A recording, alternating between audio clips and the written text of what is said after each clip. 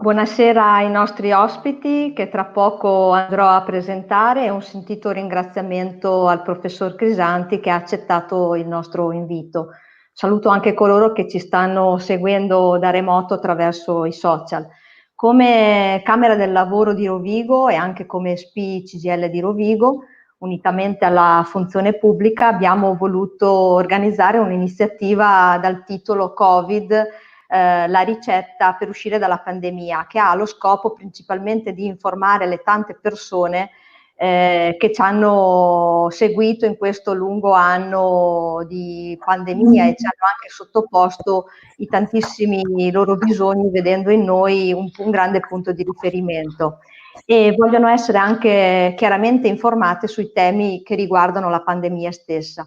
Quindi cercheremo di fare un'analisi sulla situazione, anche abbozzare delle proposte rivolte a tutte le cittadine e tutti i cittadini, ma anche al mondo del lavoro e anche alle istituzioni. Per questa iniziativa abbiamo pertanto chiesto di aiutarci a capire come uscire da questa emergenza sanitaria ad un illustro ospite come il professor Crisanti, che è una voce autorevole che dall'inizio della pandemia è stato e continua ad essere uno dei rappresentanti più importanti del mondo scientifico e accademico, impegnati a sconfiggere il virus nel nostro paese, non solo. Con lui ci confronteremo, discuteremo anche assieme al segretario dello SPI CGL del Veneto, Renato Bressan, che è un punto di riferimento nel seguire e nel sviluppare tutti i temi che riguardano la sanità e anche il sociale nella categoria dei pensionati regionale, ma anche la parte che attiene riguardo alla contrattazione e la negoziazione sociale territoriale con i vari enti. Parleremo anche con Davide Benazzo, che è segretario generale della funzione pubblica a Rovigo, quindi oltre a guidare questa categoria che rappresenta proprio quel mondo del lavoro che è fortemente impegnato anche in prima linea nella sanità e nel sociosanitario, segue sempre le stesse tematiche per quanto riguarda la nostra confederazione, la CGL. A fianco della Confederazione, quindi della CGL di Rovigo, naturalmente ci sta anche lo SPI di Rovigo che si è impegnato duramente in questi mesi di pandemia per cercare di rappresentare al meglio la parte più debole e fragile delle persone, della nostra popolazione, che sono gli anziani, che sono i pensionati, colpiti anche fortemente dal virus. In tutti i tavoli negoziali aperti, anche emergenziali, dove abbiamo cercato di portare, diciamo, la loro voce anche con le nostre elaborazioni e le nostre proposte. Oggi è l'8 marzo, è una giornata che evoca due date significative. Sicuramente evoca la prima data che vogliamo, per così dire, ricordare, evocare la Giornata Internazionale della Donna, e per celebrarla io colgo l'occasione proprio di questa iniziativa ricordando anche le tante donne impegnate nella lotta contro il Covid-19. Ricordiamo le ricercatrici dell'ospedale Spallanzani di Roma, le prime anche a isolare il virus in Italia. Pensiamo alla dottoressa Annalisa Malara, che il 21 febbraio dell'anno scorso proprio all'ospedale di Codogno scoprì il primo paziente, lanciando anche l'allarme in Italia e in Europa della presenza del virus, ma anche alle tante operatrici sanitarie negli ospedali, nelle case di riposo, che oltre a svolgere il proprio lavoro spesso con turni massacranti e anche in condizioni estreme, hanno saputo andare oltre la cura, cercando anche di sostituirsi ai familiari e ai cari che le tante persone contagiate non potevano avere vicino loro. Non dimentichiamo anche tutte le altre donne impiegate nei cosiddetti lavori essenziali come la scuola, come il pulimento, come il commercio e anche nei servizi sociali, dove circa 2/3 delle persone del personale è composto da donne, e ciò spiega anche l'alto impatto anche della malattia fra le donne in età da lavoro. Paradossalmente le stesse donne sono anche le più presenti nei settori cosiddetti non essenziali, quindi fermati dal lockdown prima e dalle restrizioni poi. E ora queste donne affrontano una contrazione drammatica, soprattutto le troviamo nel settore del turismo, della ristorazione, dei servizi in generale, dove è femminile l'84% della forza lavoro.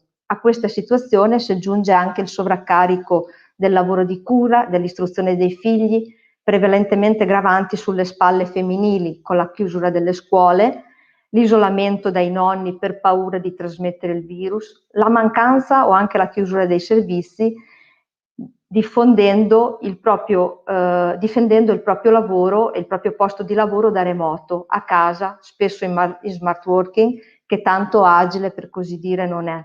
Costrette anche quindi a sovrapporre delle ore di attività professionale con quella familiare, e tante altre invece costrette a chiedere i congedi, vedendosi anche ridotti in questo caso il proprio stipendio e il proprio reddito. Se era rimasto per così dire qualche dubbio sul fatto che la pandemia stesse amplificando le diseguaglianze sociali, ci ha poi pensato l'Istat a risolverli. Infatti dei 444.000 occupati in meno in Italia nel 2020, oltre il 70% è costituito da donne.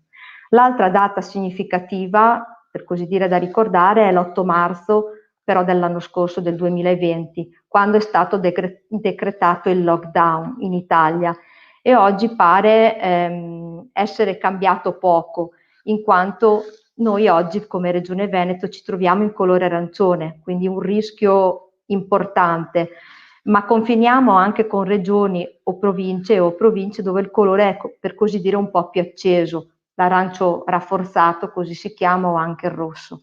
Una cosa però è cambiata rispetto a un anno fa.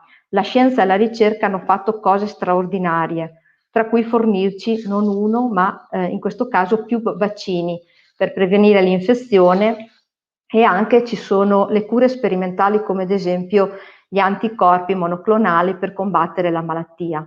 Noi polesani durante la prima fase della pandemia abbiamo avuto numeri in controtendenza rispetto ai dati del resto del Veneto e anche del nord Italia, dove il virus non solo ha colpito ma ha anche provocato tanti morti, tante vittime.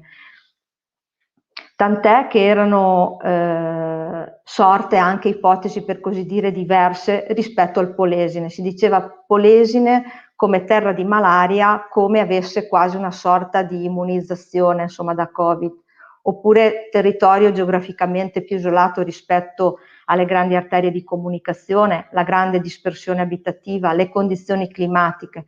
Comunque non è stato così. È arrivata anche da noi, è arrivata la seconda ondata in maniera molto virulenta e massiccia.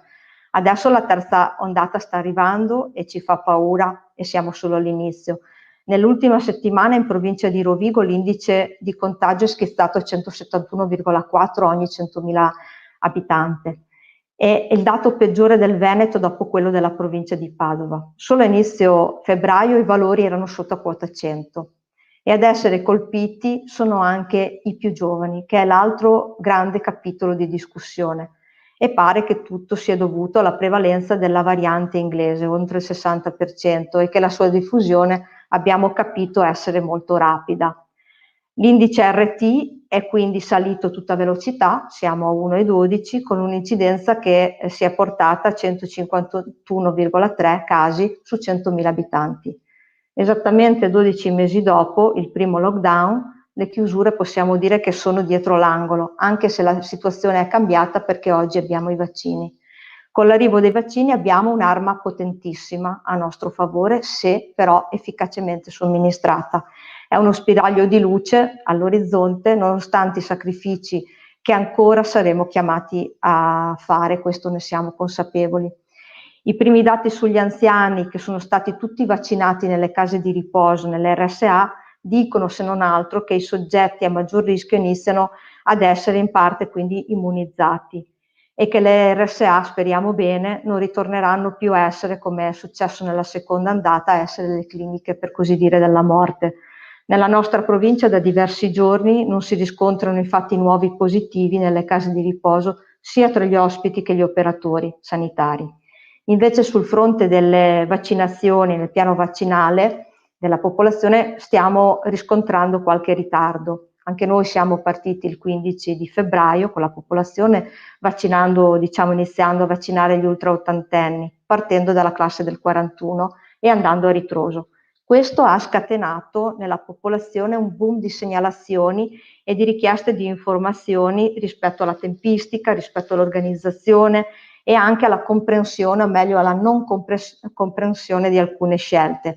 Quindi come SPI unitariamente anche alle altre sigle sindacali e anche alla CGIA, la nostra confederazione, abbiamo denunciato, diciamo, la lacunosa programmazione regionale rispetto al fatto che i grandi anziani, le persone più fragili, non sapessero quando sarebbero stati vaccinati, anche con forti ritardi. Siamo la provincia del Veneto con il più alto numero di persone anziane, molto vasta in termini di territorio, con molti chilometri da percorrere per queste persone che devono anche raggiungere i centri di vaccinazione e con una carente rete di trasporti pubblici per nulla capillare. Di fatto è stato scaricato tutto sulle amministrazioni e di riflesso sulle associazioni di volontariato locale. La questione relativa al trasporto sociale, naturalmente, di queste persone che non sono magari in grado di guidare oppure non hanno familiari che le possono accompagnare. Quindi la preoccupazione di tanti è anche quella di ammalarsi, di non arrivare in tempo, di non sapere con certezza quando saranno vaccinati, e questo li isola ancora di più, quindi abbiamo anche un ulteriore problema. Non si comprende, non si è compresa la ratio del perché non si è iniziato a vaccinare contemporaneamente anche i grandi anziani, quindi gli ultra novantenni, creando di fatto un dumping tra le persone, tra le generazioni. Un'altra cosa che abbiamo denunciato è la non programmazione delle vaccinazioni a domicilio, soprattutto per le persone non autosufficienti.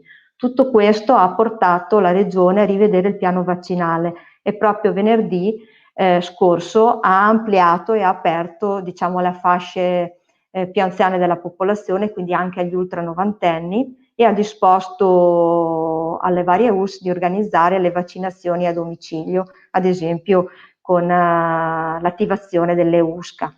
Oggi dovrebbe iniziare, insomma, credo che sia iniziata, poi su questo insomma controlleremo anche le vaccinazioni rispetto ai soggetti fragili, in primis i malati oncologici, ma anche di tutte le altre patologie invalidanti, come pure anche il mondo della scuola. Terremo appunto monitorata la situazione per segnalare eventuali criticità.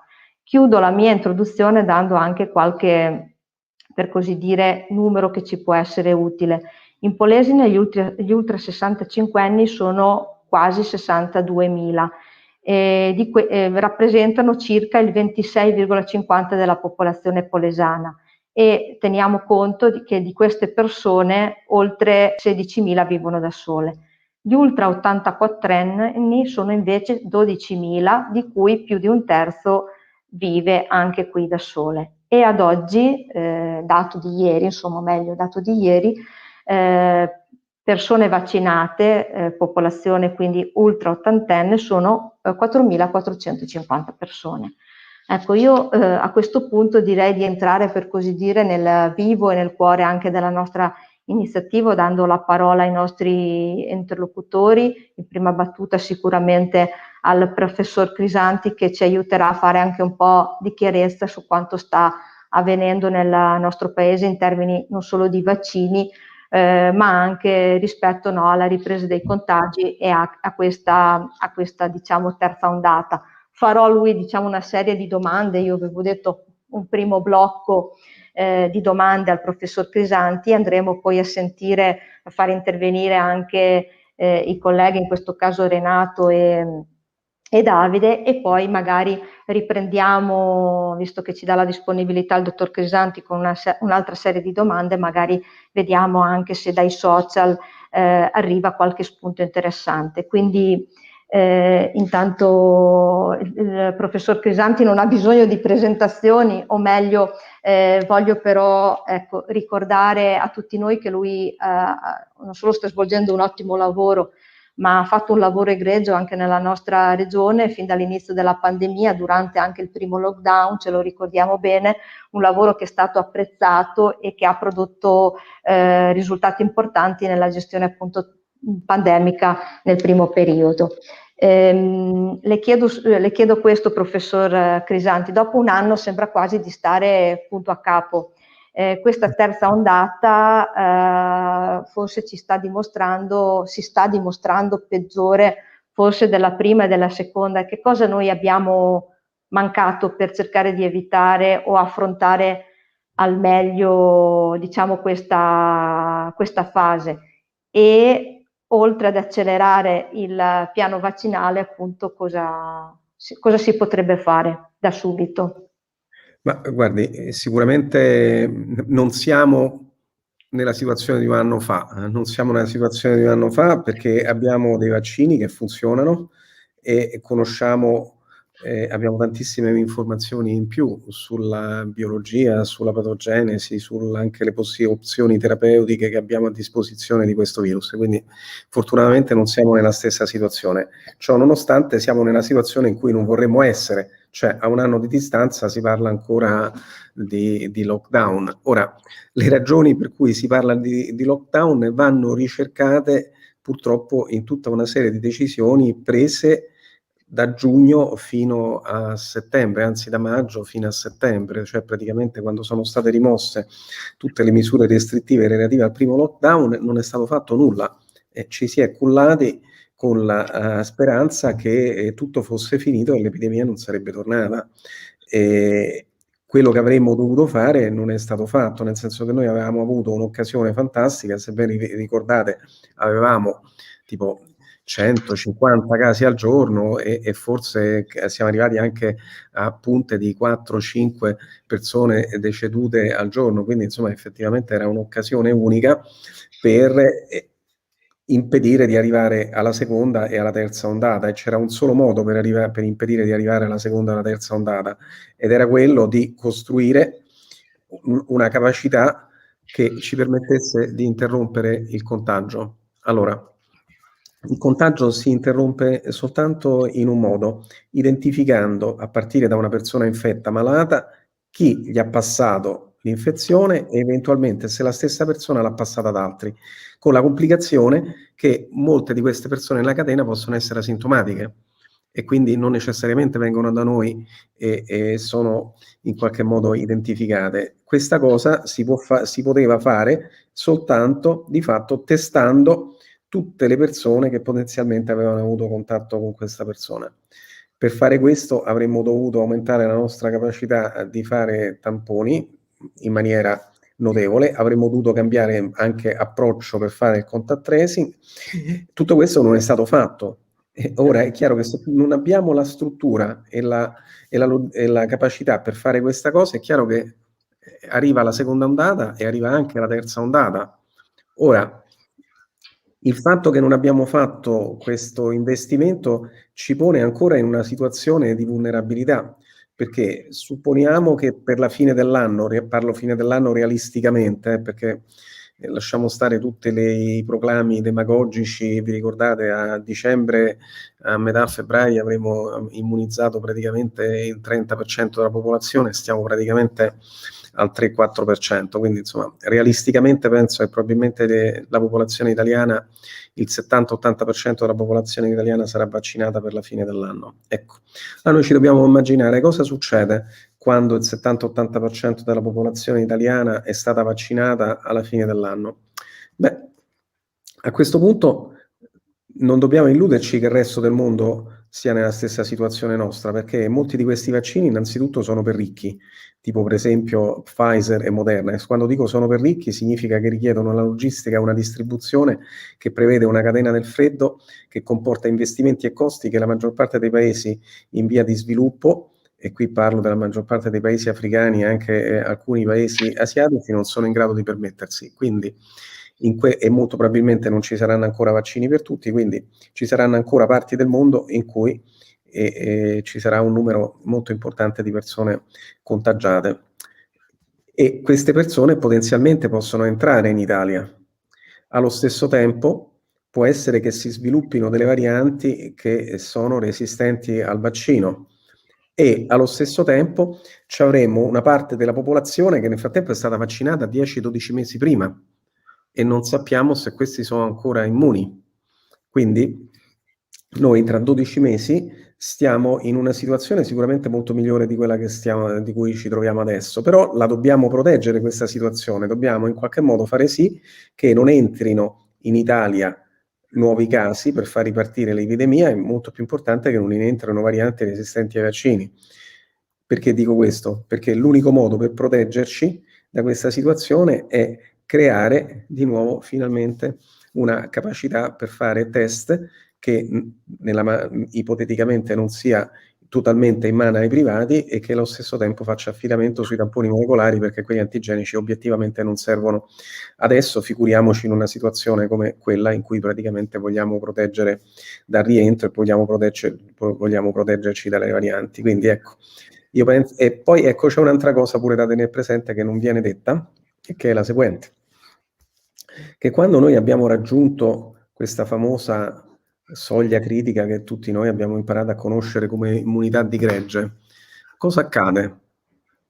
Beh, tutti si immaginano, beh, l'immunità di gregge, basta, siamo fuori, abbiamo finito. No, quando si raggiunge l'immunità di gregge, che è stata calcolata vaccinando il 75-80% delle persone, significa che l'RT del virus è uguale a 1. Se l'RT è uguale a 1, significa che una persona si infetta e questa persona trasmette l'infezione solo a un'altra persona. Quindi di fatto la malattia non diminuisce, il numero dei casi non diminuisce né aumenta. Quindi significa che se io ci avrò 10.000 casi al giorno, a settimana, la settimana successiva ce n'ho ancora 10.000 casi. Quindi come abbassare questo numero? Come portare l'RT a un valore inferiore a 1 in modo che i casi giornalmente comincino a diminuire? Beh, ci sono diverse opzioni. La prima è che in qualche modo alcune misure di distanziamento sociale rimangano in atto, che in alcuni casi ci sia ancora l'obbligo o il suggerimento di indossare la mascherina, oppure bisogna vaccinare più persone, cioè bisogna aumentare la percentuale di persone vaccinate, oppure in alternativa, e qui ritorniamo sempre al solito discorso, dobbiamo potenziare la nostra rete e la nostra capacità di fare test per bloccare le catene di trasmissione. Ecco, diciamo, questo è quello lo scenario che grosso modo ci aspetta, quindi sicuramente è uno scenario sicuramente diverso e molto più roseo, però ci sono delle sfide se vogliamo ritornare alla vita di prima. Bene, io le farei questo altro blocco di domande che sembrano semplici, ma non lo sono, e sono le classiche, quelle che le persone ci fanno più frequentemente. Tante persone appunto ci chiedono se nonostante il poco tempo di sperimentazione i vaccini siano sicuri e siano soprattutto efficaci.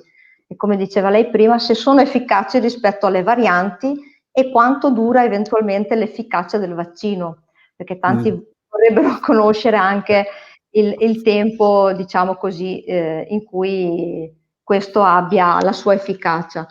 Ma anche se una volta vaccinati loro sono ancora possono ancora veicolare il virus ad altre persone. E diciamo, se va bene, anche pur di partire vaccinando tutti con la prima dose, anche se poi magari la seconda viene, per così dire, ritardata. Pensi che mi sto prendendo degli appunti, perché qui c'è da fare una Sì, conferenza di ore. Cercherò di semplificare. Guardi, allora, sicuramente va dato credito ai ricercatori e all'industria di aver fatto, di aver realizzato una cosa che non era mai successa prima, cioè quella di sviluppare un vaccino in un anno. In genere ci vogliono dai 5 ai 10 anni per sviluppare un vaccino. Una delle ragioni per le quali ci vuole così tanto tempo è che i vaccini devono essere valutati su un ampio campione di persone, perché noi tutti siamo diversi per il colore dei capelli, siamo diversi per il colore degli occhi, la statura, il peso, il sesso e così via, però siamo diversi anche per tante cose che non vediamo, che sono tutti i geni che controllano la risposta immune, la suscettibilità, le allergie e così via. Quindi teoricamente un vaccino deve essere testato su un grande numero di persone che catturi tutta questa diversità, che poi è una diversità di carattere etnico, è una diversità di carattere di età, di sesso o di condizioni patologiche sottostanti. Quindi più è ampio il campione, più siamo sicuri che effettivamente non ci sono effetti collaterali e che allo stesso tempo il vaccino è sicuro. Un esempio delle limitazioni di questi vaccini, per esempio, è stato il fatto che AstraZeneca è stato in alcuni stati autorizzato solo per persone fino a 55 anni, poi a 65 anni. Allora uno pensa, ma perché dopo i 55 anni fa male, dopo i 65 anni fa male? Nulla di tutto questo. La ragione è molto semplice, perché nel campione in cui è stato fatto il vaccino non c'erano abbastanza soggetti sopra i 55 e sopra i 65 anni, quindi non era abbastanza rappresentativo, va bene? Quindi, allora, detto questo, i vaccini sono stati valutati dagli enti regolatori e gli enti regolatori sono praticamente l'ente che in qualche modo tutela i nostri interessi, che certifica che effettivamente possono essere somministrati a tutti noi senza pericolo. E quindi è particolarmente importante seguire e attenersi a quello che dicono gli organi certificatori, perché se noi poi a un certo punto cominciamo a deviare da quello che dicono gli organi certificatori, difatti agiamo contro i nostri interessi. Perché dico questo? Perché quando si è proposto anche in Italia di fare una dose unica, la dose unica non era prevista dal protocollo e di fatto non c'era nessun dato che dimostrasse o sostenesse il fatto che la dose unica potesse avere effetto, e quindi di fatto andava contro quelle che erano le indicazioni degli organi regolatori. Però il governo inglese si è preso la responsabilità di fare una dose sola e si è visto che effettivamente una dose sola induce un livello di protezione contro lo sviluppo di una malattia grave sufficiente per giustificarla in una situazione come quella stava in Inghilterra, in cui c'era praticamente un'esplosione di casi e arriva anche 2000 morti al giorno. Quindi in questo modo hanno vaccinato quante più persone possibili per ridurre appunto il tasso di letalità della malattia, e hanno dimostrato che effettivamente con una dose, anche con una dose, si ottiene un livello di protezione accettabile per quello che riguarda lo sviluppo, per prevenire lo sviluppo di una malattia grave. E quindi a questo punto teoricamente esisterebbero abbastanza dati e informazioni per modificare l'autorizzazione, quindi estendere l'utilizzazione di questi vaccini con una sola dose. Però non è che uno si alza la mattina e dice adesso passiamo a una sola dose, no.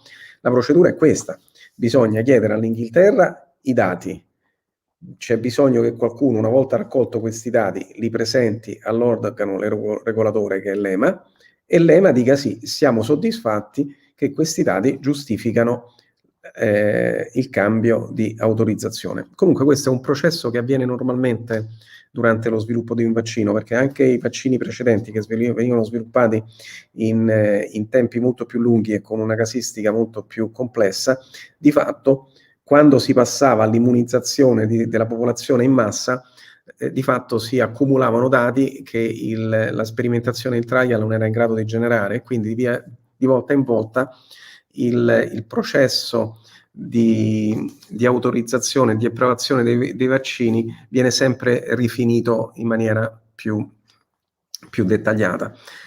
Guardi, faccio un esempio di un vaccino fantastico, che è il vaccino contro il rotavirus, e questo vaccino ci sono voluti 15 anni per svilupparlo, perché a un certo punto, siccome era stato testato soltanto negli adulti, e la maggior parte dei vaccini vengono testati soltanto negli adulti, però la necessità in effetti era in modo particolare per i bambini, e in modo particolare questo vaccino impedisce una forma grave di diarrea, e quindi era particolarmente utile nei paesi in via di sviluppo, dove oltre alla malnutrizione c'erano anche la diarrea. Bene, si è visto che questo vaccino sì era molto protettivo, però su un caso su 100.000 creava una situazione di occlusione intestinale nei bambini, i quali morivano, e quindi praticamente questo vaccino è stato sospeso, è stato risottoposto a tutta un'analisi per capire quello che succedeva, e dopodiché è stato riapprovato, riautorizzato, con l'avvertenza: attenzione, se lo somministrate state attenti che i bambini entro una settimana potrebbero sviluppare questa complicazione. È una complicazione che, se riconosciuta in tempo, è assolutamente benigna, e quindi di fatto adesso questo vaccino è approvato, autorizzato, e di fatto ha avuto un impatto molto importante sulla salute dei bambini. fatto questo esempio per farvi vedere come la vita di un vaccino, a volte anche un vaccino fantastico, può essere estremamente travagliata, perché nel momento in cui si passa da poche persone a milioni, chiaramente si viene incontro a delle peculiarità, a delle particolarità che lo studio di fatti non riusciva a catturare. Vabbè. Quindi questa è una cosa normale. Adesso torniamo invece ai nostri vaccini. Qui mi sono puntato alcune cose durante la domanda. Abbiamo diverse tipologie di vaccini, no? Abbiamo vaccini a RNA. Allora, l'RNA è un filamento, ve lo dovete immaginare come un nastro che contiene tutte le informazioni che utilizza il virus per entrare in una cellula e riprodursi. Questa è una specie di libretto di istruzioni fatto in capitoli. Ogni capitolo, chiamiamolo così, sia un gene, va bene? E in modo particolare i vaccini a RNA non sono altro che dei filamenti, cioè dei pezzetti di istruzione del virus che vengono impacchettati con dei lipidi per portarli all'interno della cellula. Una volta all'interno della cellula l'RNA virale viene riconosciuto dai meccanismi molecolari della cellula e viene prodotta la proteina. Nel caso specifico viene prodotta una proteina sola, la proteina S, quindi non si può formare nessun virus, non si può formare nessuna particella infettante, però questa proteina è in grado di stimolare il sistema immunitario, il quale produce anticorpi e cellule in grado di riconoscere il virus, e se questo poi viene effettivamente inoculato. E in questo modo siamo protetti. Poi ci sono, e questi tipi di vaccini sono tipicamente quello di Pfizer e di Moderna. Dopodiché abbiamo vaccini che sicuramente avete sentito parlare, utilizzano vettori virali. Che cosa vuol dire utilizzano vettori virali? Significa che questi virus, oltre al proprio libretto di istruzioni, quindi nel caso specifico sono adenovirus, virus che comunemente causano il raffreddore, in modo particolare sono virus che causano questo tipo di malattia nei primati, cioè nelle scimmie, e negli uomini sono praticamente innocui. Possono causare magari qualche linea di febbre transitoria. Quindi, oltre al libretto di istruzioni, chiamiamolo così, al patrimonio genetico del virus proprio, viene ingegnerizzato, cioè viene legato proprio fisicamente un pezzo di istruzione che è quello che codifica per la proteina S del virus, del coronavirus. Quindi sono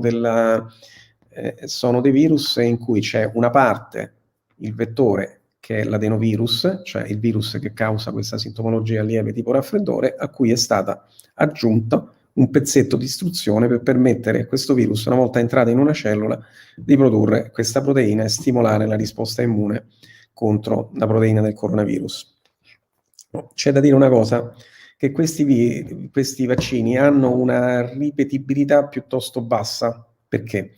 Perché il sistema immunitario non è che fa distinzione tra le proteine dell'adenovirus, cioè del vettore, e la proteina S, quella del coronavirus, sviluppa la risposta anticorpale contro tutte e due. Quindi che cosa significa? Significa che se noi lo iniettiamo la seconda, la terza volta, il vettore avrà meno possibilità di svilupparsi e meno possibilità di immunizzare. Quindi questo significa, faccio un esempio, che se fra un anno arriva una variante virale, il vaccino AstraZeneca, così come viene somministrato a noi adesso, non funzionerà. Perché? Perché avremo sviluppato una risposta talmente forte contro il vettore che questo non sarà in grado di moltiplicarsi e quindi di indurre la risposta immunitaria contro il coronavirus. Dopodiché abbiamo dei vaccini più tradizionali, sicuramente tutti ci siamo fatti il vaccino antitetanico, il vaccino antidifterico per tosse e così via. Questi sono praticamente delle proteine, cioè dei pezzi del virus che vengono prodotti e purificati. Adesso incominciano ad arrivare questi vaccini, tra cui anche Johnson & Johnson, sono vaccini tradizionali. Perché arrivano adesso? Perché ci vuole molto tempo a purificarli e a produrli con standard che permettano di escludere che appunto abbiano dei contaminanti di altra natura.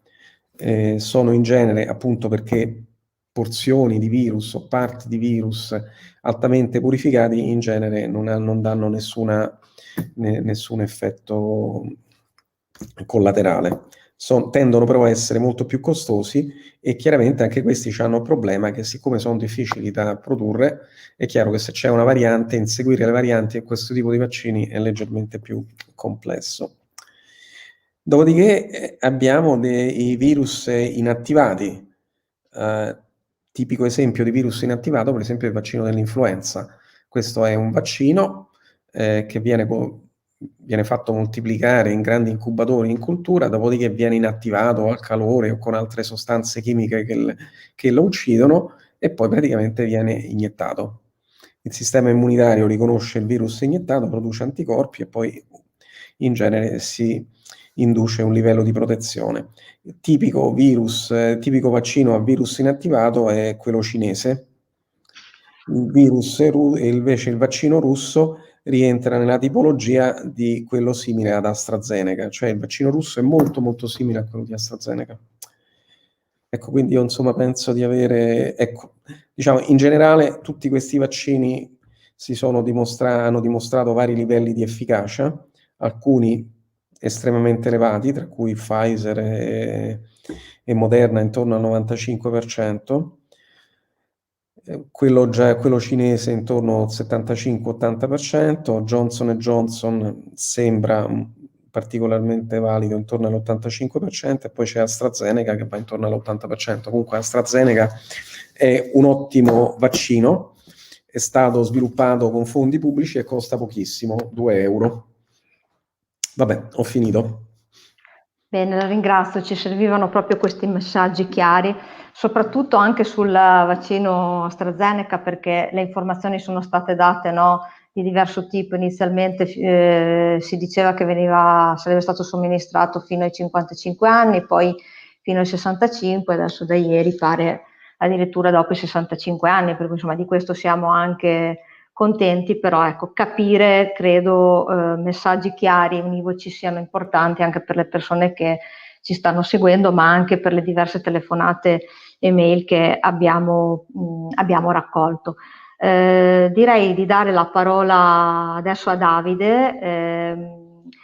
Visto Davide, insomma, tutti lo conosciamo, comunque ricordo che è segretario generale della funzione pubblica di Rovigo e anche in segreteria della Camera del Lavoro, visto il tuo doppio ruolo, quello confederale e anche di categoria, magari ti chiedo di fare un po' una panoramica dell'ultimo anno. So che è un po' difficile in poco tempo, però quello che per così dire, no, abbiamo affrontato come CGIL, magari anche nei luoghi di lavoro, penso ai protocolli di sicurezza che sicuramente ad oggi vanno aggiornati perché le condizioni sono cambiate, e magari un focus, se ce la fai, sulle case di riposo che sono state così tanto colpite. A te, Davide. Grazie Nicoletta, intanto un ringraziamento al professore per la sua presenza e naturalmente per il suo intervento chiaro e preciso. Insomma, sono dei temi che non sono semplici da affrontare e non sono semplici anche per molti da capire, perciò riuscire a renderle semplici e capibili non è per tutti. Sì, è stato un anno complicato, è stato un anno complicato per tutti. Immaginiamoci un'organizzazione che vive del contatto umano, che vive delle aggregazioni, che vive delle manifestazioni, che vive di momenti di continuo confronto diretto con le persone, che si trova in lockdown, che si trova in chiusura, che si trova a dover affrontare quella che è stata, diciamo, l'altra parte di quello che ha rappresentato questa pandemia, oltre alla parte sanitaria, tutto il riflesso sociale, insomma, che abbiamo avuto, e sulla sicurezza dei posti di lavoro, che sono stati i due livelli su cui maggiormente ci siamo impegnati.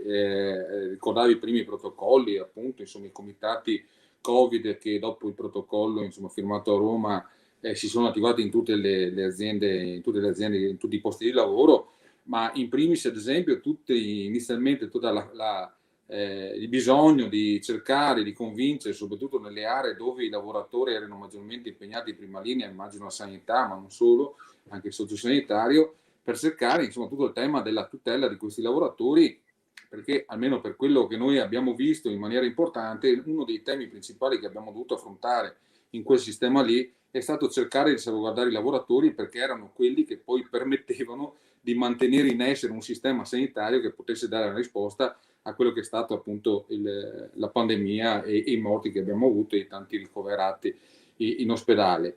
Poi tutta la tutela, come dicevo appunto, di tipo sociale, se noi pensiamo a tutte le varie indennità che i decreti che si sono succeduti hanno attivato, e tutte le situazioni in cui avevamo un fermo lavoro, in cui si sono attivati le fisse, in cui si sono attivate le casse integrazioni, tutti i sistemi di ammortizzatori sociali, con i confronti continui tra le varie categorie della CGIL, insomma, con i datori di lavoro. Ad esempio, io vengo dalla funzione pubblica, inizialmente subito il 28 febbraio, sì, poco prima che si chiudesse febbraio, insomma, ci sono state tutte le chiusure di quella che è il sistema degli asili nido, insomma, il sistema dell'infanzia, e lì abbiamo avuto tantissime persone che si sono trovate, insomma, col fermo lavoro, e conseguentemente abbiamo dovuto applicare le casse integrazioni.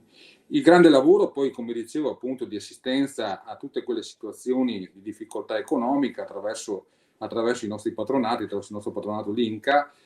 Se pensiamo che solo per le attività Covid, solo per le risposte, appunto, alle richieste di questa indennità e non solo, abbiamo avuto circa 4.000 persone, 4.000 interventi, appunto, del nostro INCA, a cui si associano ulteriormente tutte le attività legate all'INAI per infortunio sul lavoro, per i tanti operatori, soprattutto sanitari, insomma, che si sono trovati poi ammalati. Abbiamo circa 60 pratiche aperte su questo settore.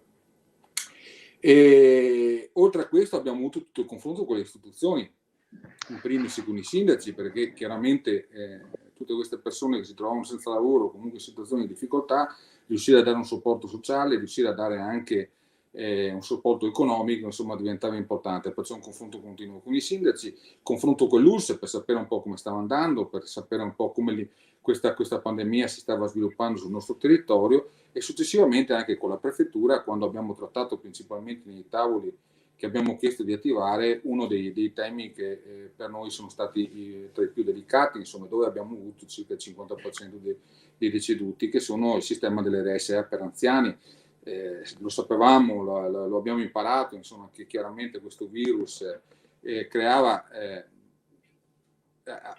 maggiormente danni da un punto di vista sanitario su quella fascia d'età particolarmente fragile e debole che sono gli anziani, e nelle case di riposo, che sono strutture chiuse, perciò dove l'infettività poteva propagarsi, il virus poteva propagarsi in maniera più importante, chiaramente era una situazione molto delicata. Come accennavi, Nicoletta, noi abbiamo avuto un periodo che sostanzialmente come territorio è stata una situazione abbastanza strana, abbastanza quasi controtendenza, se ci confrontato con il Veneto, ma anche con le province vicine. Noi fino ad ottobre abbiamo avuto molti pochi casi, insomma, situazioni sostanzialmente molto gestite, e ad esempio, citando le case di riposo, abbiamo avuto solo 2 cluster con situazioni abbastanza contenute. Poi l'esplosione ce l'abbiamo avuta ad ottobre, dove abbiamo avuto un picco in salita progressiva, raggiungendo i numeri per noi, insomma, impressionanti, e avendo cluster molto importanti sulle case di riposo, fino ad arrivare, dicevo prima, a circa 200 morti. Questa situazione ci ha particolarmente preoccupato, ci ha colpito anche nel profondo, anche perché proprio per la categoria che guido, insomma, che rappresenta quel mondo del lavoro, anche quel mondo del lavoro lì, insomma, in stretto contatto con questi lavoratori, preoccupati per loro, preoccupati per la famiglia, ma soprattutto nel vedere questa situazione drammatica di questi anziani che già si trovavano sostanzialmente in una sorta di prigione, diciamola, perché chiaramente le case di riposo erano state chiuse all'entrata sia dei parenti che di qualsiasi persona esterna, già subito con lockdown, per fortuna, insomma, dico io, anche da questo punto di vista, ma che creavano quella condizione di difficoltà per queste persone. E lì, secondo me, è stato il punto più, diciamo, che maggiormente ci ha preoccupato e maggiormente ci ha fatto lavorare. E su questo, sinceramente, a me vengono alcune domande che vorrei fare al professore, perché lui ha già citato una questione, che sono questi benedetti tamponi rapidi.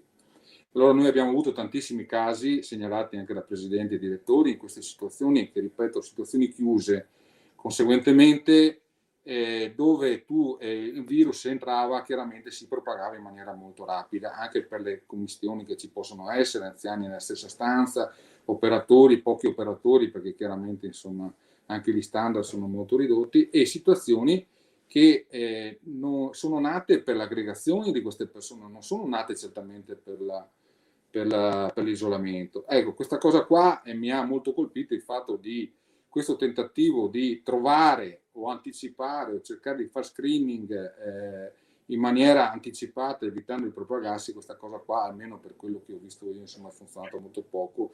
E il tema, la domanda che volevo fare al professore, se effettivamente forse era meglio lavorare molto di più su quelli che erano i sistemi di protezione e casomai, come anche più volte come CGIL abbiamo chiesto sia a livello regionale che a livello locale, e aumentare quelli che era il tracciamento attraverso i molecolari, comprendendo che il sistema di capacità di farlo, lo ha detto benissimo il professore, non era in grado di supportare la domanda, perché forse lo ha detto chiaramente, non ci eravamo preparati alla seconda ondata su questo tema.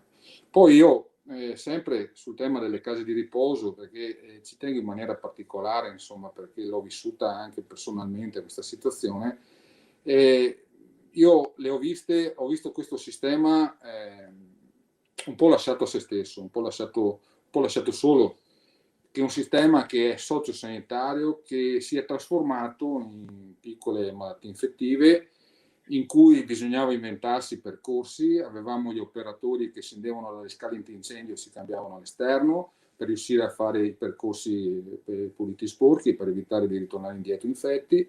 Abbiamo avuto situazioni veramente di grossa difficoltà. E allora l'altra questione, se noi dobbiamo pensare che ne avremo almeno fino a fine anno e poi comunque per la vaccinazione e poi comunque con RTA1, perciò vuol dire che comunque dovremo convivere con questo virus ancora per anni, e avremo anche la possibilità, proprio per il fatto che non tutti i paesi sono in grado di produrre questo vaccino, o comunque di gestirlo, o comunque di vaccinare la propria popolazione, la possibilità che comunque giri attraverso l'entrata di persone da altri paesi e che gira ancora nel nostro paese, se effettivamente questo sistema, come è stato gestito, come è stato pensato in questo momento, dove, ripeto, queste strutture sono state lasciate in un sistema sociosanitario, ma di fatto era sanitario, cioè noi non pensiamo o non dobbiamo a questo punto rivedere questo sistema. Se noi abbiamo avuto abbiamo più di 400 morti, circa 200 morti proprio in questa situazione, se noi di sanità stiamo parlando, insomma, credo che diventi un punto su cui, da un punto di vista politico e sanitario, si debba ripensare questo sistema. Altrimenti, con le prossime ondate ci troveremo ancora nella stessa situazione, soprattutto con le varianti come si citava.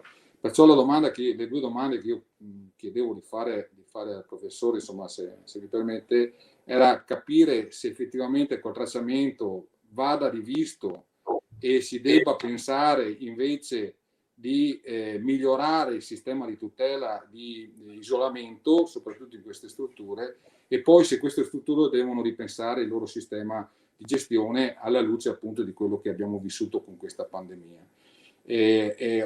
Chiudo proprio per essere veloce, perché a me interessa anche se partecipo, interessa ascoltare il professore, ricordando che questo sistema da un punto di vista economico è in grossa difficoltà. Conseguentemente, se non corriamo ai ripari, proprio quella difficoltà economica lì rischia di essere uno dei tasselli negativi che rischia appunto di propagarsi di ulteriori situazioni del virus. Mi fermo qua, poi eventualmente su questo tema della sanità e del sociosanitario interveniamo più dopo il professore. Chiaramente. Allora, guarda, sicuramente noi abbiamo avuto, come voi tutti sapete, in questa seconda ondata in Veneto quasi 8.000 morti. E il 60-65% di queste 8.000 morti si sono verificate nelle case di riposo, e vuole dire che la maggior parte di queste persone sono morte nelle case di riposo. La terapia intensiva non l'hanno nemmeno vista lontanamente, ecco, quindi diciamo le cose come stanno, ecco, quindi quando si parla di occupazione di terapie intensive mi viene da ridere, pensando a tutte le persone che sono morte e in terapia intensiva non hanno neanche varcato la soglia di un ospedale, ecco, parliamo, ecco, questo è veramente una tragedia nella tragedia. E comunque le case di riposo hanno 3 livelli di vulnerabilità, che sono comunità di persone che, se si ammalano, chiaramente sviluppano una malattia che in molti casi può essere mortale, vivono in condizioni di contatto stretto, molto spesso alcuni non sono nemmeno in grado di di percepire il pericolo, o perlomeno non hanno bisogno costantemente di assistenza per evitare appunto di entrare in contatto con persone e di ammalarsi. E poi qui ritorno nel problema appunto quello che è la prevenzione, perché poi di fatto la prevenzione in queste situazioni c'ha delle problematiche, a meno che non vogliamo proprio di fatto incarcerarli, chiuderli in una stanza e impedirgli proprio di avere qualsiasi contatto tra di loro e con il mondo esterno. Poi molte di queste case di riposo hanno dei difetti strutturali che, una volta entrato il virus, gli impedisce di gestire in maniera separata le persone infette o non infette, da quelli a rischio, aree grigie, aree sporche, aree pulite, cioè non sono proprio in grado di farlo, ma non perché non erano preparate, perché nella maggior parte dei casi hanno una struttura, diciamo, più alberghiera che assistenziale. Poi l'altro aspetto è la formazione del personale. Il personale delle case di riposo, parliamoci chiaro, non è formato per gestire un'epidemia, non è formato per implementare i percorsi sporchi puliti, non è formato per mantenere livelli di isolamento. Quindi questi 3 livelli, persone vulnerabili, mancanza di strutture adeguate e formazione non sufficienti, creano una miscela esplosiva una volta che il virus entra dentro una casa di riposo. In più c'è stato, a mio avviso, un errore di valutazione da parte delle autorità regionali di affidarsi ai test antigenici rapidi. Questi test antigenici hanno una sensibilità bassa, intorno al 70% nel migliore dei casi. In alcuni casi ci sono anche delle varianti virali che sfuggono completamente al test antigenico e quindi sono invisibili. Quindi è chiaro, affidarsi ai test antigenici per fare lo screening del personale delle case di riposo e quindi prevenire la diffusione del virus è stato un approccio che ha fallito, perché parliamoci chiaro, nelle case di riposo il virus ce l'hanno portato o i familiari o il personale là dentro. Quindi è evidente che il sistema di screening per impedire che persone infette entrassero nelle case di riposo non ha funzionato, non ci stanno scuse né ci stanno alternative rispetto a questa cosa. E il fatto che non ci siano tamponi molecolari a sufficienza è dovuto a scelte che sono state fatte ad aprile, sono state fatte a settembre, a ottobre. La Regione Veneto ha fatto un bando di 200 milioni di euro per comprare i tamponi antigenici. Se avesse investito in tamponi molecolari ad aprile, giugno e luglio, avremmo avuto una situazione completamente diversa. Cioè non ci saremmo affidati a un test poco sensibile per proteggere le persone anziane. Ecco, io quindi penso che sicuramente la storia di quello che è successo nelle case di riposo del Veneto va, a mio avviso, riletta, rivisitata e discussa, perché non si può lasciar cadere una cosa del genere. Ecco, questo lo penso veramente, perché è il risultato di scelte sbagliate.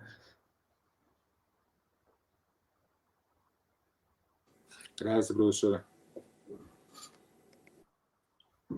Grazie. Adesso darei la parola a Renato Bressan della segreteria regionale dello SPI. Tu, Renato, hai un osservatorio, per così dire, ampio di tutta la regione e quindi di ogni singola provincia, anche dal punto di vista della sanità, del sociosanitario. Come ti chiedo un po' cosa hai rilevato in questo ultimo anno di pandemia, se il nostro servizio sanitario regionale sociosanitario ha retto, quali punti di criticità e di forza. Tra l'altro mi permetto di girarti una domanda che secondo me ci sta molto bene, del signor Lodovico, che dice: se il ruolo del medico di famiglia è considerato fondamentale, occorrerà rivedere la presenza dei medici, che spesso sono insufficienti, soprattutto nei piccoli centri. Ecco, questo potrebbe essere uno spunto. A te, Renato. Intanto un saluto a tutte e a tutti quelli che sono in collegamento, che ci stanno ascoltando. Ringrazio la struttura di Rovigo, dello SPI e della CGIL per aver messo in piedi un'iniziativa così importante, perché l'informazione è una delle cose di cui ci occupiamo, che sia effettivamente corretta, puntuale e precise. Ringrazio anch'io ovviamente per la disponibilità il professor Crisanti, e non lo ringrazio solo però per essere presente oggi, lo ringrazio davvero per quello che ha fatto nel corso di questo anno, perché è stato un anno complicato, difficile, l'abbiamo detto molte volte, e voci come la sua si sono levate anche a dispetto di qualche potere che in talune occasioni hanno tentato di silenziare queste voci. Ecco, voci come quella del professor Crisanti, come dire, sono quelle di cui invece abbiamo assolutamente bisogno, che non piegano la schiena e che guardano, come dire, alla realtà e te la descrivono per quello che sono. E quindi al professore, insomma, che continui così, ecco, perché ne abbiamo per davvero bisogno in un paese dove troppi, come dire, invece si piegano di fronte ai poteri. Detto questo, come è andato l'anno?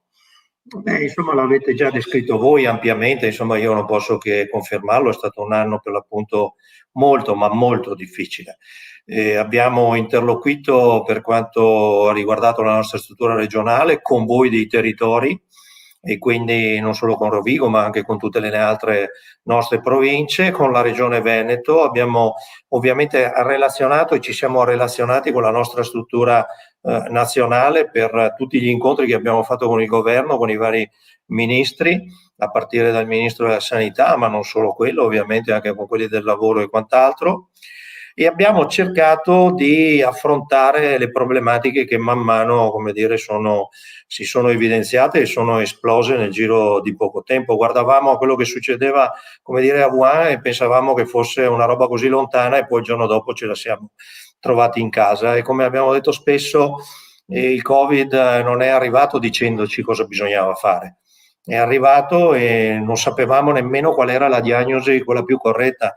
Io ogni tanto lo dico un po' scherzando, ma non tanto. Le prime diagnosi che sentivamo per televisione è poco più di un'influenza. E poi invece fortunatamente sono entrati in campo i virologi, gli infettivologi, eccetera, eccetera. È entrato in campo il mondo della scienza che ci ha detto: guardate, state attenti, perché questa non è poco più di un'influenza, questa fa morti ma ne fa tanti. Ecco, e allora abbiamo cercato in qualche maniera di capire assieme alle strutture preposte, che riguarda innanzitutto, per quanto riguarda il nostro livello, la Regione Veneto, e quindi con i protocolli che abbiamo fatto, che abbiamo sottoscritto, e abbiamo anche denunciato quelli che erano i ritardi e i mancati provvedimenti che chiedevamo che ci fossero, soprattutto a tutela delle persone più fragili, a partire dalle persone anziane, che sono state quelle maggiormente colpite, soprattutto, come è già stato detto, nelle strutture residenziali. Ma poi abbiamo fatto tanti protocolli, e voi siete stati protagonisti di questo, ad esempio con le ULS, nei piani di zona, cioè in quella programmazione sociale e sociosanitaria territoriale, e di questi giorni, come dire, che sono stati licenziati e approvati i piani di zona straordinari, e su questi, come dire, ci abbiamo messo del nostro, siamo stati ai tavoli, abbiamo contribuito, proprio voi assieme a dei territori abbiamo presentato e avete presentato progetti che sono stati approvati e che adesso, come dire, diventeranno progetti attuabili sul territorio, proprio per cercare di andare incontro, come dire, alle esigenze non solo di chi è colpito da Covid, ma anche da chi a conseguenza del Covid magari ha perso il posto di lavoro, si è trovato in cassa integrazione. E quindi io, insomma, lo ricordo sempre, c'è un recente rapporto della Banca Centrale Europea che ci spiega che se non avessimo avuto gli ammortizzatori sociali, in Italia oggi avremmo il 25% dei disoccupati. Ecco, per dire che quando ad esempio chiediamo la proroga del blocco di licenziamenti, di cosa stiamo parlando? Cioè di un disagio sociale che è cresciuto fortemente nel corso di quest'anno. Basta vedere l'ultimo rapporto Censis, che ci dice che sono aumentati di un altro milione i poveri che stanno in povertà assoluta, e di 2 milioni ulteriori in povertà relativa. E quindi i bisogni sociali sono per davvero aumentati molto, e su questi abbiamo anche lavorato su quella che noi chiamiamo la negoziazione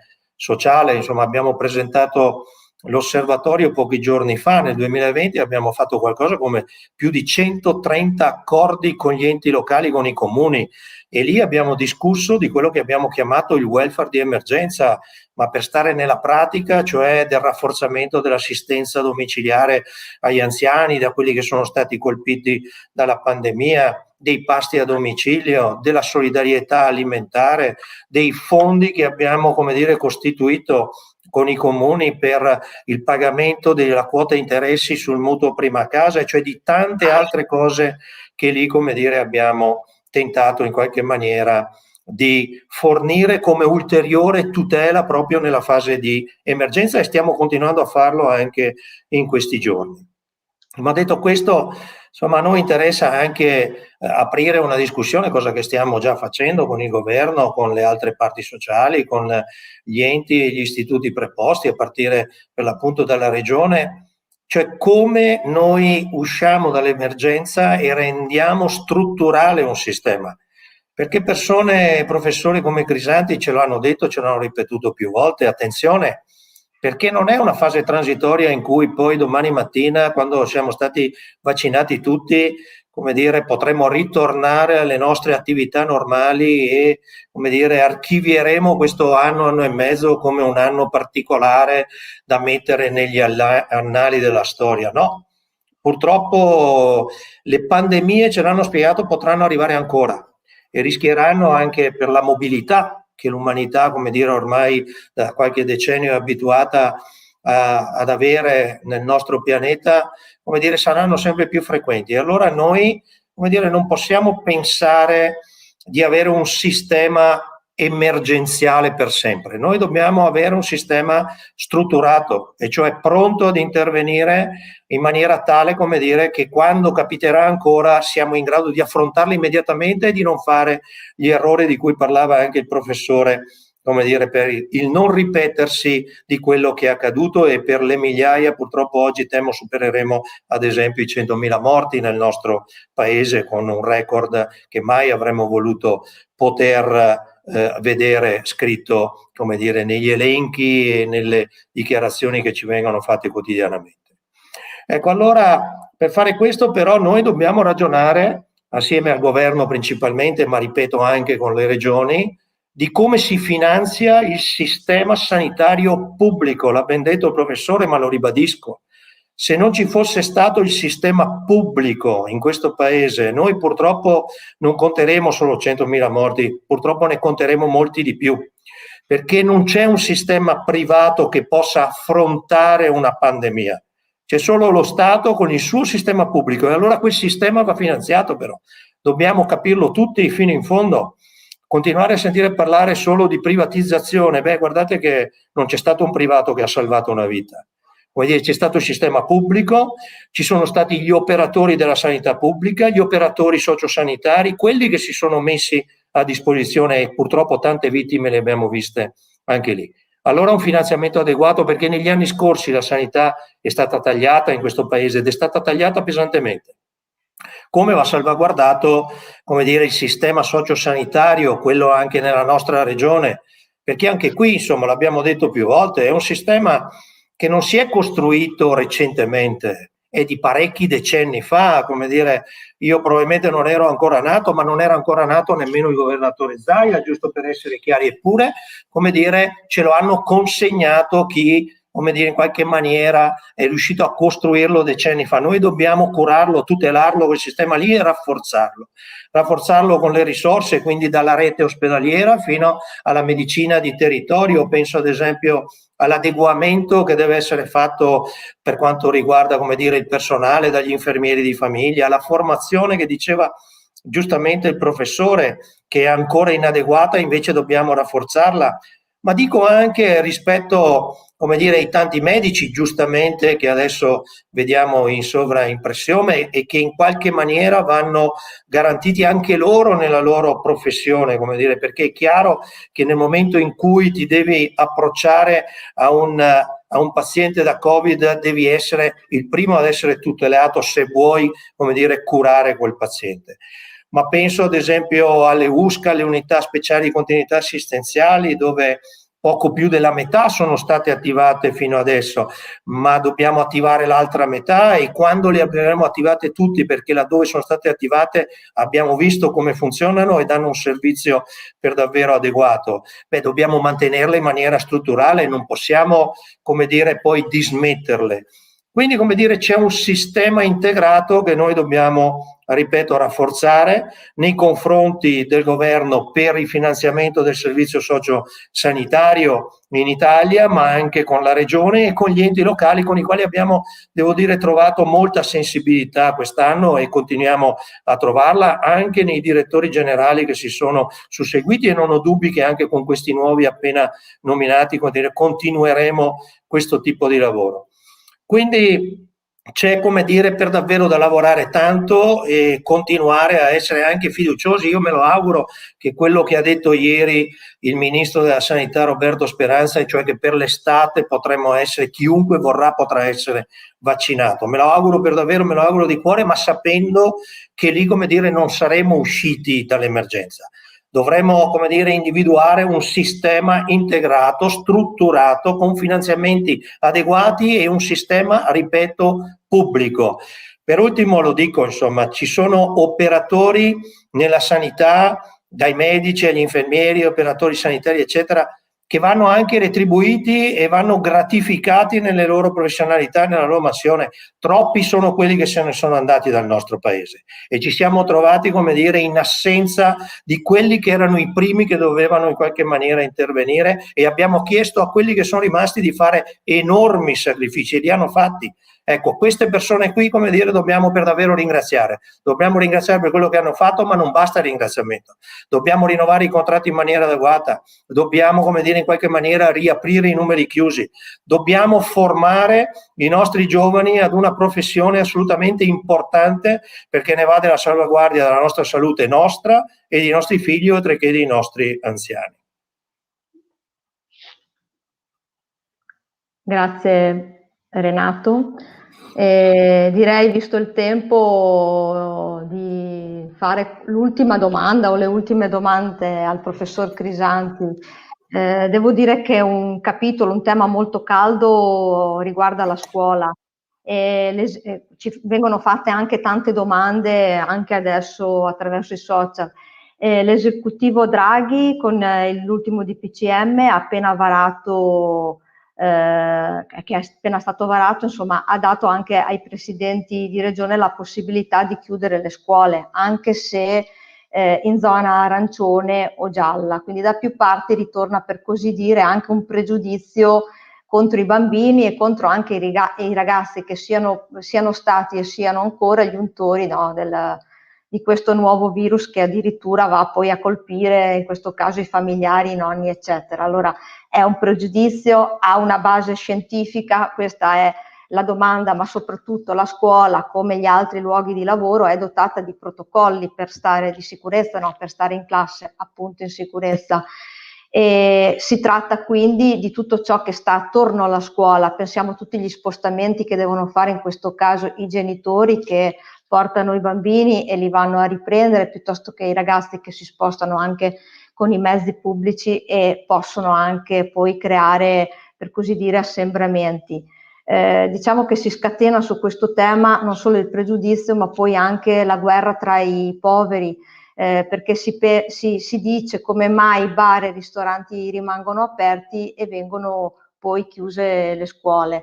Tra l'altro, ecco, dobbiamo pensare che dopo un anno anche di emergenza sanitaria, questi ragazzi e questi bambini cominciano anche a soffrire, dobbiamo pensare anche alla loro salute psicofisica. Ci sono veramente, stanno soffrendo, diciamo, il fatto di non poter praticare la socialità che prima avevano, la condivisione, sono molto più isolati ed è un isolamento forzato. Se non ricordo male, da oggi i ragazzi in Gran Bretagna iniziano, dopo il lockdown, a riprendere la scuola. Lì pensano di sottoporli al test per alcune settimane per tracciare e eventualmente isolare anche i casi asintomatici. Non so, potrebbe essere anche per noi, per così dire, un'idea per poter rimandare in sicurezza i ragazzi, soprattutto delle classi superiori. E a questo le leggo, ecco, e le pongo una domanda che ha fatto il signor Franco, mi sembra molto interessante, altamente anche tecnica, che può essere utile per la scuola, ma anche per altri luoghi pubblici.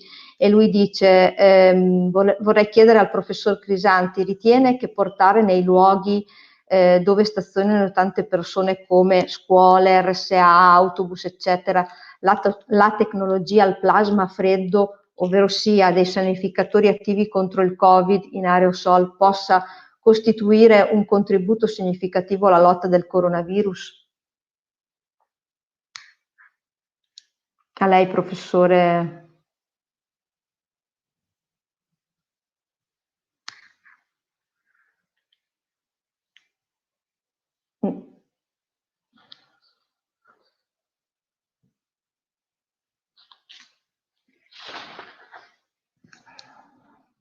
Non la sentiamo però. Ecco, sì, avevo messo in muto per non disturbare. Guardi, bisogna fare una distinzione tra quello che accadeva fino a un mese fa e quello che accade oggi per quello che concerne la scuola. Allora, guardi, fino a un mese fa circolava una variante di virus che non infettava i bambini, o perlomeno li infettava, ma in misura molto minore paragonata agli adulti, che significa che i bambini erano perlomeno 20-30 volte più protetti rispetto agli adulti. Ci sono tutta una serie di studi pubblicati che hanno dimostrato questa cosa, e questo ha consentito di tenere aperti gli asili e anche le elementari anche in condizioni di elevata trasmissione, proprio perché i bambini di fatto non si ammalavano, perlomeno fino a 10 anni fa, oppure se si ammalavano era una cosa occasionale. Ecco, questo non vuol dire che i bambini non si ammalavano mai, però erano episodi molto rari. Il virus che c'è adesso purtroppo è cambiato, nel senso che ha un'elevata trasmissibilità e infetta anche i bambini. Ci sono numerosissimi casi adesso di bambini anche fino a 5 anni che sono infetti, e questi bambini a loro volta poi possono trasmettere le infezioni ai genitori o ai nonni o a persone anziane che fanno parte del circolo delle amicizie o dei parenti, quindi sicuramente costituiscono un problema.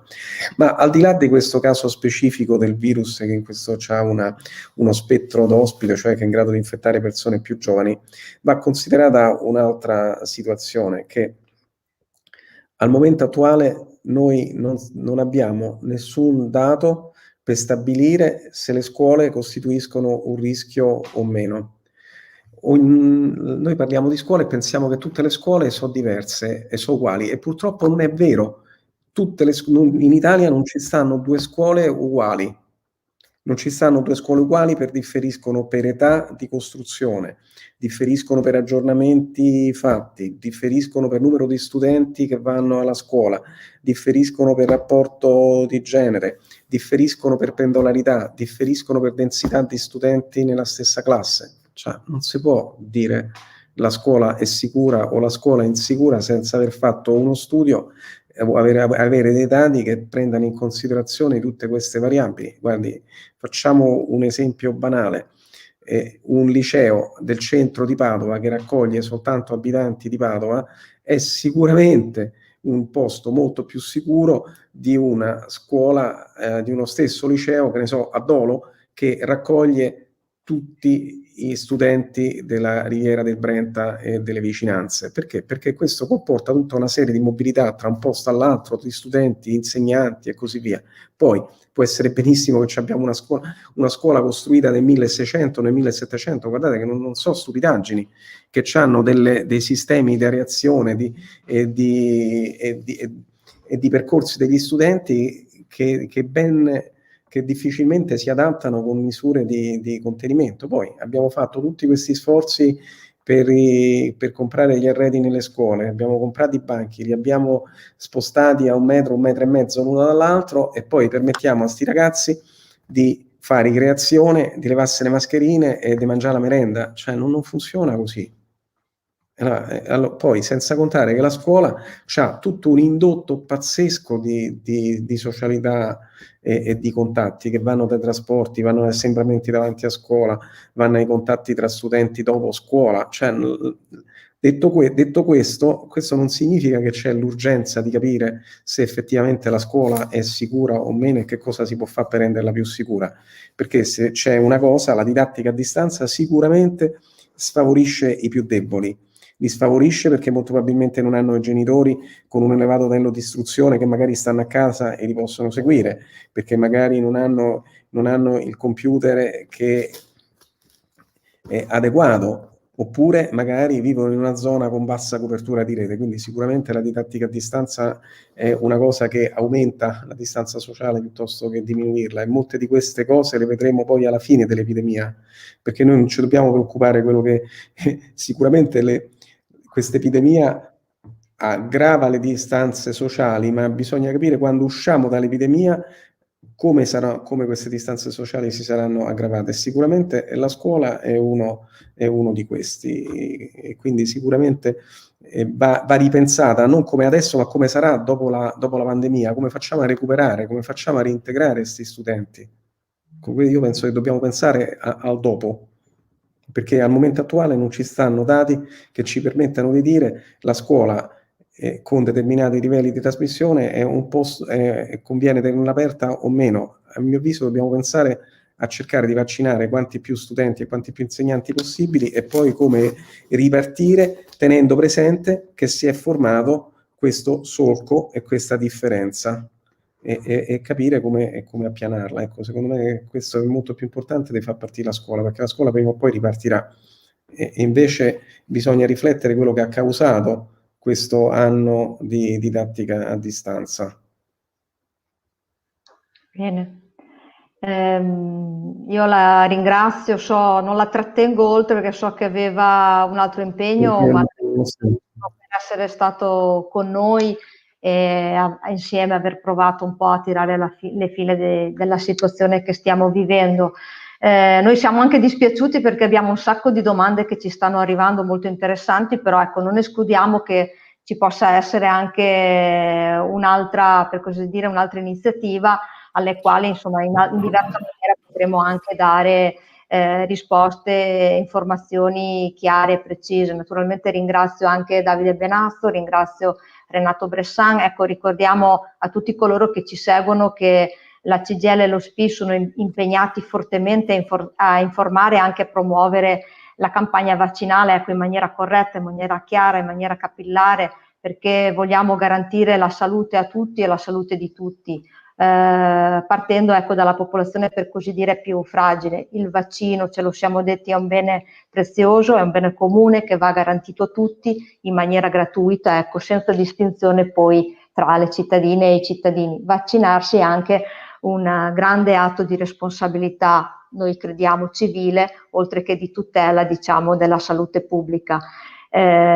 Col vaccino e grazie al vaccino noi potremo anche ripensare, a riprogrammare una vera ripresa sociale ed economica del nostro paese. Ecco, vi voglio ricordare in chiusura che la CGIL ha aderito a una campagna di iniziativa di cittadini europei. Tutti hanno diritto alla protezione da Covid-19, nessun profitto sulle pandemie, diritto alle cure. Ringrazio davvero di nuovo il professor Crisanti, chissà magari in un prossimo futuro sarà ancora nostro ospite e potrà magari aiutarci a rispondere alle tante domande che sono arrivate da tutti. Vi ringrazio e vi auguro una buona serata. Grazie a tutti. Grazie a tutti, grazie. Alla prossima. Ciao. Grazie.